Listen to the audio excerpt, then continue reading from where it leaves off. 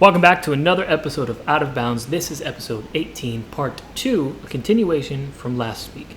Let's roll that music, and then I'll explain a little bit more in a second.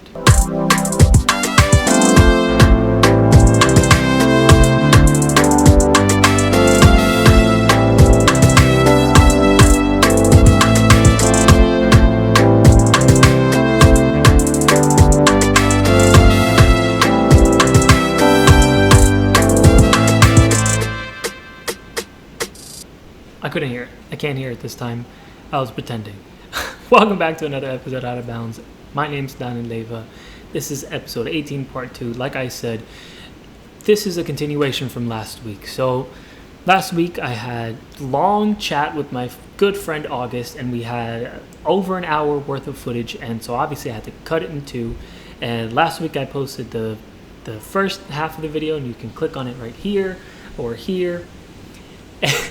And this week, I'm doing the second half. Now, unfortunately, while we were recording, neither of us noticed that literally halfway through recording, her headphones actually died. So I had to do some editing magic, and I had to try and edit around hearing my voice coming out of her speakers on her end of the recording, but you'll still be able to hear it on some parts.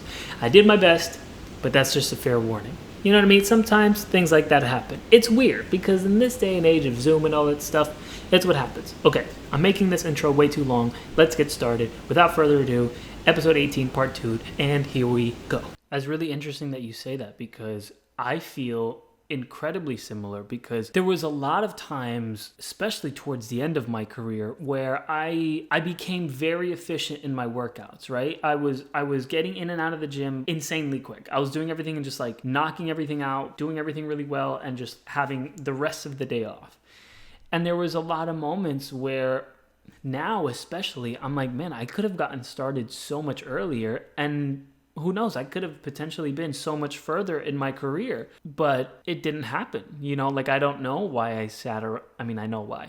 I was convinced that I couldn't do anything else, but no, I totally relate with you because it's almost like, damn it, like I'm happy where I am right now, and like I love this process, but like if only I had that extra little yeah. But I mean, one of the things, was talking about our friendship and stuff, one of the things that this all like ties in together, one of the things that made me kind of feel a lot more comfortable about being like, yeah, this is what I'm doing, like, yeah, that's this, I'm doing both, and you guys can all talk shit about me behind my back.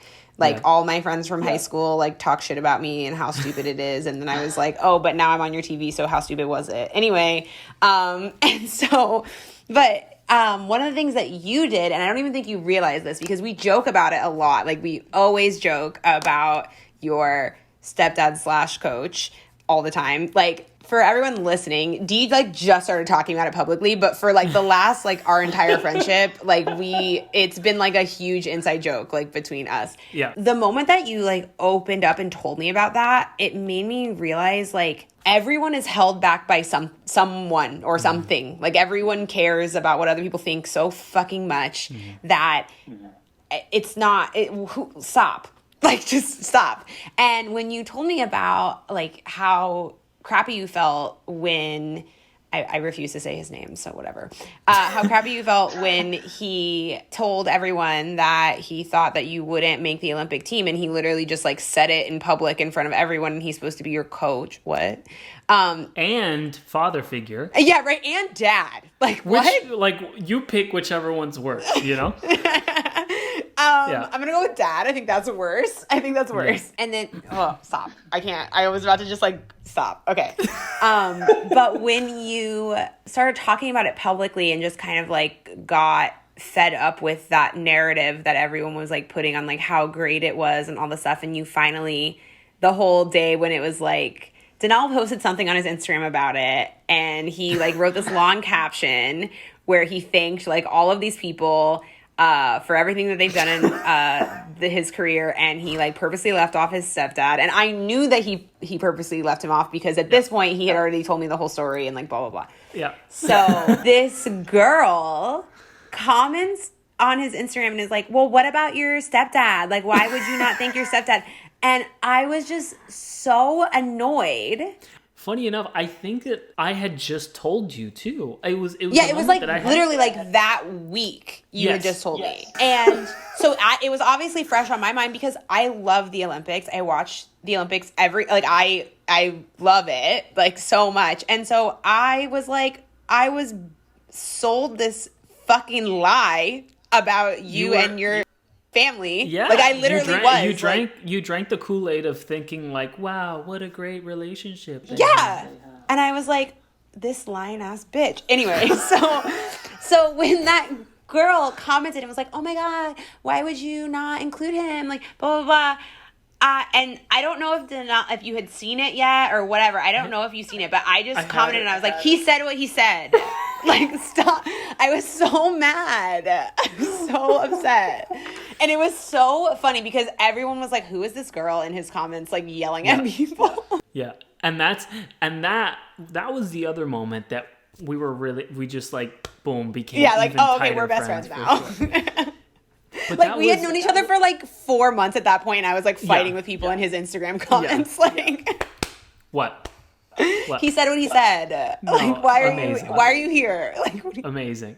No, the other thing similar to, to go off of your point of having something holding you back, that he tried to carry that same narrative and that same kind of like manipulation even when we weren't necessarily talking at that point. He told my mom, because my mom was still at the gym at that time, that I didn't know how to do anything else other than gymnastics, that he was going to give me exactly a year, and that after that year, I was going to be forced to go back either to start training again or to be a coach with him in the gym. And the best thing about the most serendipitous thing about that is the fact that almost a year to the day, I got hired to be on like an incredibly successful TV show, it was the dance show that I did. And it like blew up, especially in Miami, which is like an even bigger fuck you to him at that point. I was so happy. Like, I was having, like, a fuck you party. Because I am so petty and I live for the petty. The fact that it happened a year and one day, I was just like, you know what? God's timing is always right. It's as you said, you're always going to have something holding you back. You're always going to have any sort of excuse. Like a lot of people say that, failure isn't an option. That's incorrect. I can't remember what MMA fighter I heard this from, but they said failure is the easiest available option. That is the quickest thing that you can pick. It's choosing to not fail. That's the hard part about it. And you chose not to fail because I will tell you, listeners, August and I have had moments where either she has called me crying about something, or vice versa, that I've called her and just been really sad about either losing a job or thinking that we booked a job or just never even getting called back, Or you unbook a job, which has happened to me, where you book something and then all of a sudden they're like, we're going to go in a different direction. And then you're like, wow, I told all my friends that I was going to be in this movie and now here I am not in this movie. Classic actor dilemma. They went in a different direction. Oh my Lord. But you know what? I almost to an extent prefer that. The majority of what I've gotten, I think only once I've ever gotten they went in a different direction. The majority for me has just been absolute radio silence. And that's the worst. It's the worst. I was speaking with somebody who is not an actor or an artist or anything, and they were asking me, I mentioned something, it was a while back, and I mentioned something about, I have an audition. And they were like, okay, like, when do you hear back? And I was just like, I'm not sure. And they're just like, okay. Is that, like, pretty normal? And I'm like, yeah. And they were like, okay, but when do you hear back? I was like, honestly, sometimes I never hear back. And they're just like, you just send it out into the world and then that's it. But that's what happens. Yeah. That's actually, I would say, the majority of what, like 90%. It's either you get a yes or silence. Like there's no like, we loved this part of your audition. No, you don't get any feedback unless you like know the casting director or know like.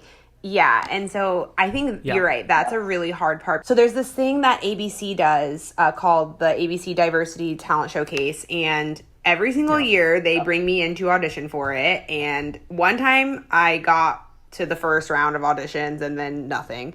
The second round, the second year, I got a call back, and it was like, I was like, oh my God, because it's incredibly hard to even make it past the like screening round. I was so thankful just to like hear something happened, right? Like just, oh, somebody at ABC watched this audition, watched this tape, and liked me enough to bring me back. Because like my first year was just like, thanks for being on the Disney lot. Like, see you never. Yeah. Like, and it was just like, it's really intimidating, especially when you're like, another example is when COVID like first hit. So this is like March, April of this year. Freeform had this, like, you could just, anyone who wanted to audition for anything, just read this and here you go. I had an audition. I cried on tape. We did it like 5 times. So I had like the perfect take. I don't think I've ever been more proud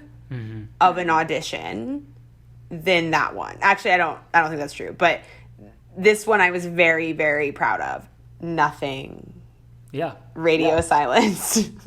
I don't even know if someone watched that tape. I recently auditioned. At this point, it wasn't even that recent. I auditioned for season 3 of the Amazon Prime show, The Boys. I read for that too. A lot of times, and I know you'll relate to this. A lot of times you'll do an audition and you'll send it to your manager or whomever, and they go, great, sent it along. I did my audition, and this has happened so far twice that it's been my manager is not, she does not mince words. She will tell me if something is bad. She doesn't care.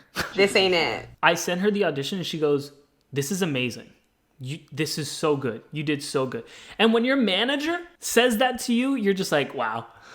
I'm out here. Amazing. I'm an actor out here. Nothing. Of course not. Callback. Why would radio why would there be anything? I've become very jaded in the last, because I recently just booked a national commercial and then got edited out of it, which is like for now. Let's say for now. Yeah, whatever. But it happens all the time. Like, it's not anything, whatever. It happens to people all the time. But remember this story? Exactly. It made me realize that I don't like this feeling. I don't think it's good, but I'm just not getting excited about anything anymore. Like, I refuse. I will be at the Emmys nominated for Best Actress, and I will be like, I'm just happy to be here. Like, I refuse. I'm no longer getting excited about anything. Like, nothing. I am jaded. I am now officially a Los Angeles resident. I'm so LA that I'm beyond LA now. Like, I can't even. I'm going to give you a different perspective. Hopefully it'll work for you. It worked for me. Maybe ask me about this in a month. I'll let you know if I'm over it. Hopefully I can change your mind tonight. I was feeling very similar, especially earlier this year. You know, this year was obviously incredibly tough for a lot of people and for a lot of different reasons.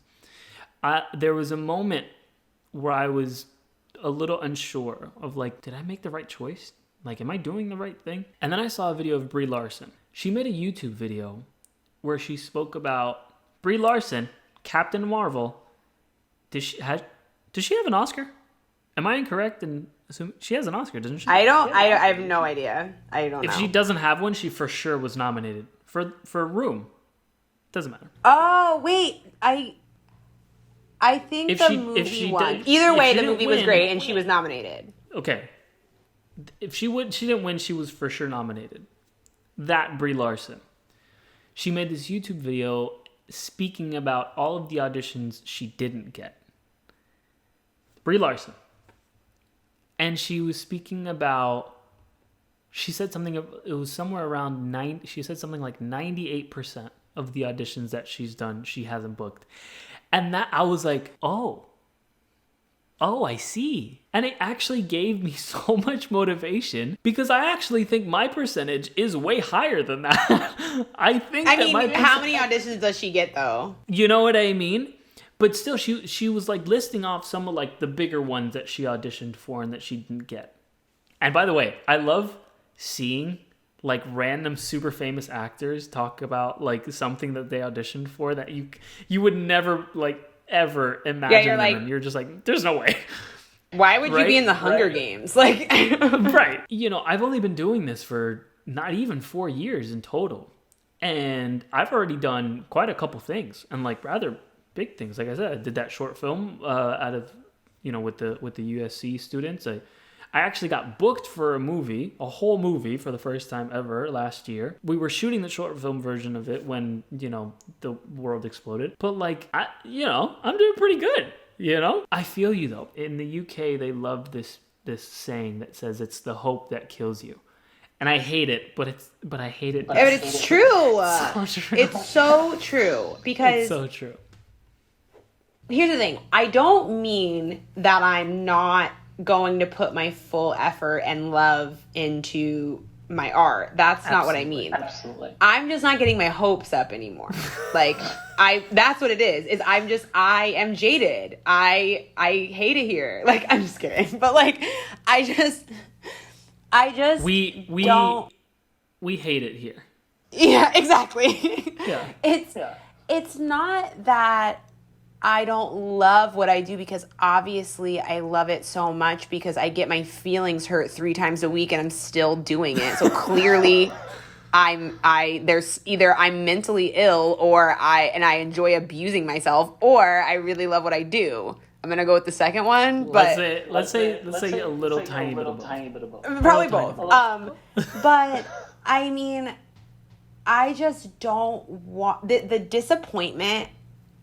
It feels better when you forgot about an audition and then they call you and they're like, "Oh yeah, like you're," and you're like, such a great feeling, right? Because it's like, I didn't even, not that I didn't care about it. It was just like, I did it, sent it out, it left me, and then it came back. You sent it out. But it's always the things that I get excited about that never work out. Every time. Like I was super excited about the Uber Eats commercial because you and I were getting to work together, right? Yeah.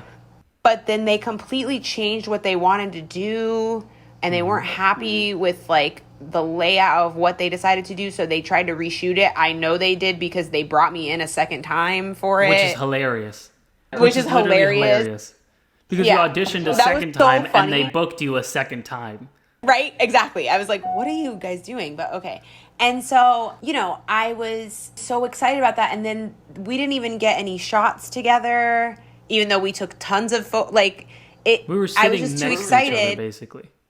Yeah. And I was just really excited and it didn't work out. And so for my own mental health, I can't get excited about the things. I can't get excited about the things once I've done them. I need to like learn how to let them go more. Yeah. Just like, you know, do the tape and go. Yeah. Absolutely. It's really difficult because the devastation, the thing that a lot of people don't realize, it's yin and yang, absolutely. And the devastation is just as prominent as that excitement. So like the bigger the excitement, the bigger the devastation when, you know, if that happens, unfortunately. But I mean, for every actor that's doing amazing, think about all the stuff they didn't get. Yeah. It's a lot more. It's like, so much more. Oh my God. So much more. And so I think to an extent, that's one thing people don't realize. You just made me think of something. To an extent, it's almost harder to become successful, like in a big way, as an actor than it is as an athlete, you know, because as an athlete, you can kind of actually, I think it is harder. And I actually think out of all of the, and I could be wrong, but out of most of the entertainment industry, being an actor is the most difficult because it's the one that is the least in your control. It's the one that you genuinely have like barely any control over the outcome of your success. Whereas if you're a stand-up artist, if you're a musician, you can work slowly and build your platform. When you're an actor, you just have to hope you get chosen. And it doesn't matter. You could do a bunch of plays. Wait, I have a question.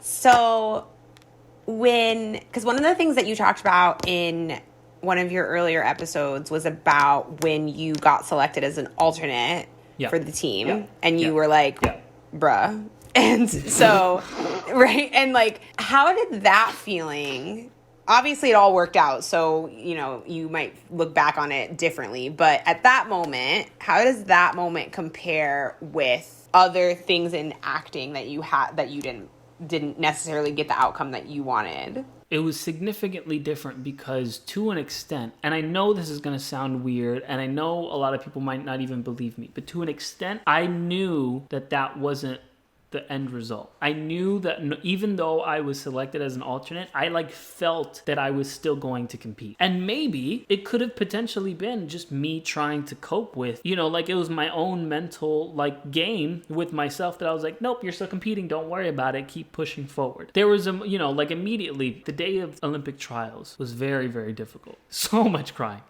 There's a lot of tears. So many. All the tears. But as an actor, when I don't get something, I just think that I have more faith in the fact that I know another opportunity is coming than as an athlete. As an athlete, there wasn't another opportunity. So I kind of, I didn't have another choice but to do that thing. No, I put everything into it, absolutely everything, and I didn't see a plan B. I'd never had a plan B. Well, because there was no plan B because you were competing at the highest level of your sport. One of the things I love this about you because you're so humble and you're so kind and you're one of the, I know we were joking about how mean and petty we are, but you're one of the greatest people on this earth. You're so sweet. But one of the things that I don't think you give yourself enough credit for is that, and this is part of the reason why I love watching the Olympics, but it's Danell, you were literally the best person in the world at this one thing. It was one thing, but you were literally the best human on this earth at this one thing. I don't think that you realize how fucking cool that is. And you're so embarrassed right now because I'm saying, but it's true. I don't think you give yourself enough credit. It's the coolest thing ever. And that's part of the reason why I love watching the Olympics. Is you're watching people who are the very absolute best at this one thing do that thing. It's so cool. And I think part of the reason why I was when you told me about your stepdad and the other things, all the other BS that you went through trying to get to the fucking Olympics. It was just, it made me realize, not that, obviously, I know that you guys are, real people, but I don't think people realize, Danell ate, slept, breathed, lived gymnastics, literally his entire life, his whole life, and then he did that thing, and then it was now what? What do I do now? Now that I did literally the very best at the very best thing that I can do, better than everyone. I have nothing. What am I gonna do now? Okay, well, I have these medals and I got this apartment. I bought myself a car. Now what? It's just, and that's how I felt. Honestly, I felt that way after I took the bar exam, and I found it was 2 weeks after I passed the bar. I found out I passed the bar, and I was sitting at my desk in my office, and I was I have done everything that I have ever said I was going to do since I was in fucking kindergarten. I have been working. I literally just graduated from 21st grade, and I took the hardest exam, one of the hardest, the California bar exam is considered to be one of the hardest tests in the world. Oh, wow. And then it's well, now what? Did you pass it first try? Yeah. Of course you did. Of course you did. No, don't say, no, okay, here's the thing. No, wait, stop. My turn. Okay, fine. Okay, go. Two things. One, thank you so much. Sincerely. He's so embarrassed right now, so embarrassed.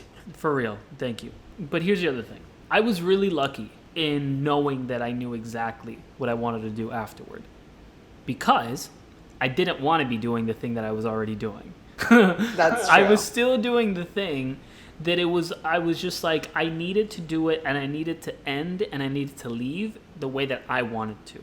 Because especially for the last 4 years of my career, I was almost constantly goaded into leaving, or into just being like, you're not going to be able to make it. And so I needed to be like, no, yeah, I will. You know, and it was to a point, and even after 2015, in 2016, when I got selected as an alternate, my mom was like, you know, if you retire right now, you would have had an incredible career. Like, you have 5 world medals, and you have a bronze Olympic medal. You would have had a fantastic career. Like, people are in gyms right now, like, dying for that. And I was like, no, it's not enough.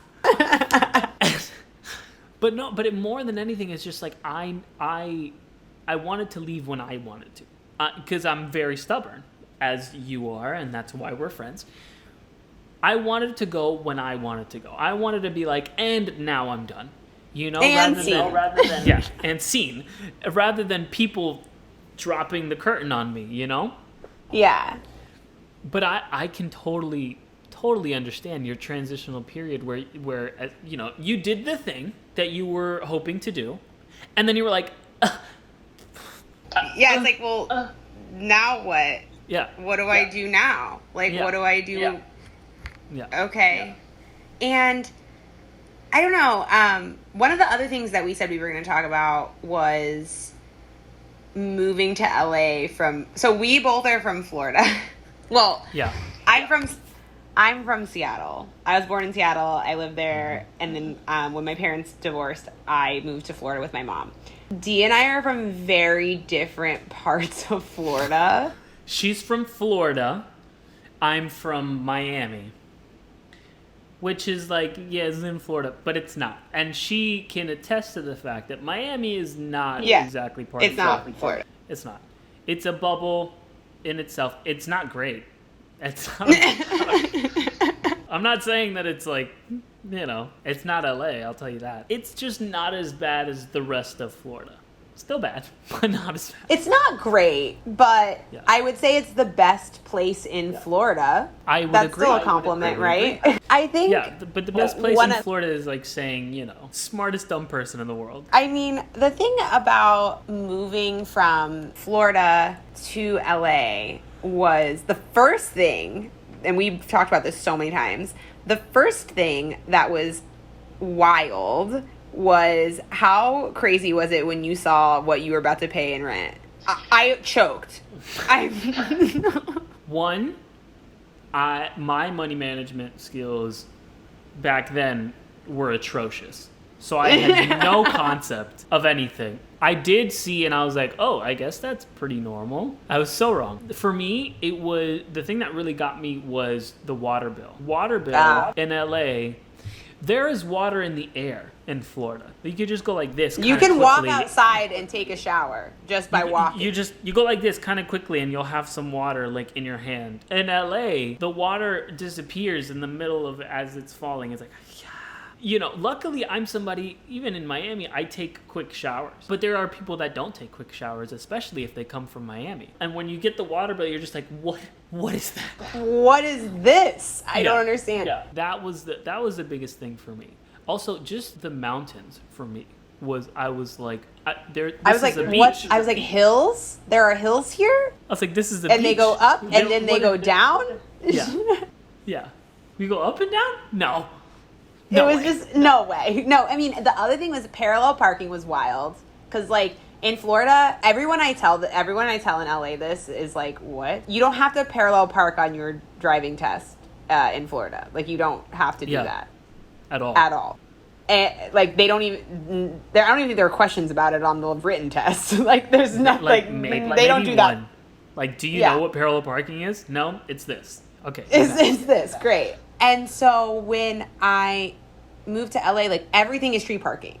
Like, everything. Oh yeah. Absolutely everything. Yeah. So I was like, how do when I first moved here, there were moments where I literally drove around somewhere where I had to be until someone moved out of a spot that I could just drive into, that I didn't have to like actually do the parallel park thing. Like literally all the time, because I was like, I don't know how to do. Finally, I just like learned. I forced myself to learn how to do it, and now I'm like pretty good at it. But that was like so insane. The other thing that's very crazy, like just because people think of Florida as this like tropical vacation situation, like everyone thinks of Miami, but Florida is not Miami. And Miami is not Florida. Florida's a giant swamp full of rednecks and people who tolerate rednecks. Like that's literally what Florida is. Yes. Like that's it. And didn't you say you went to Gainesville? No, I went to UCF in Orlando. Okay. Orlando was great. I had a great time, but like people were still racist in Orlando. Mickey Mouse does not make people's racism go away. Not care. So I went to UCF. It was a great time. I had a like amazing time. The thing that was funny is, so I went straight through from undergrad to law school. Some people like take a break in between to like work and blah blah blah. I was like, no, I'm doing it. And so I moved literally out of my sorority house into my apartment in LA, and I paid like $600 a month for my like spot in my sorority house, and my parents are divorced, so they each paid $300 for my rent. And then I moved to LA, and my dad said, you want how much now? For what? For a studio? It was insane. $300 for rent? It was crazy. No. I didn't know. It was insane.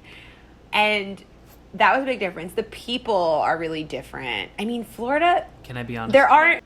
What? I'm so sick of it. Oh, you want to leave? Danell's in Miami right now. I mean, there are good people in Florida. I mean, we lived in Florida. We're good people, right? Yeah.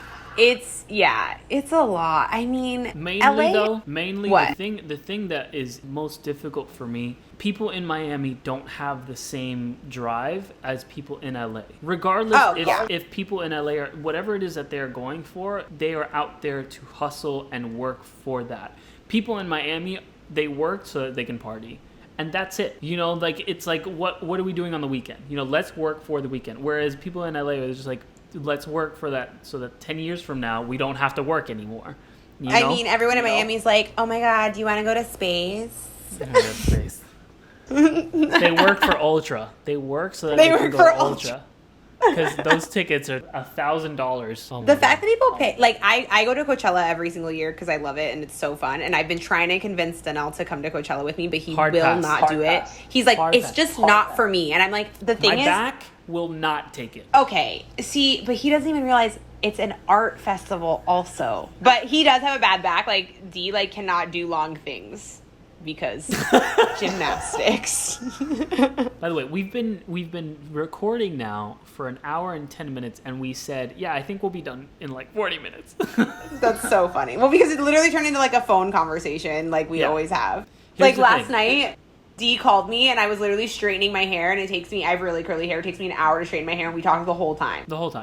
And I think we were like, oh, I think we should probably stop talking now. Thank you so much. I love you a lot. I miss you a lot. These 2 episodes have been amazing. We could have enough footage for 4 episodes, but we really could. Thank you so much for being on it. For those of you listening, thank you so much for tuning in again. This has been episode 18. Next week, I'm not sure what we're talking about because I don't have it in front of me, but it'll be a good episode. Yeah. I appreciate you. Roll those credits.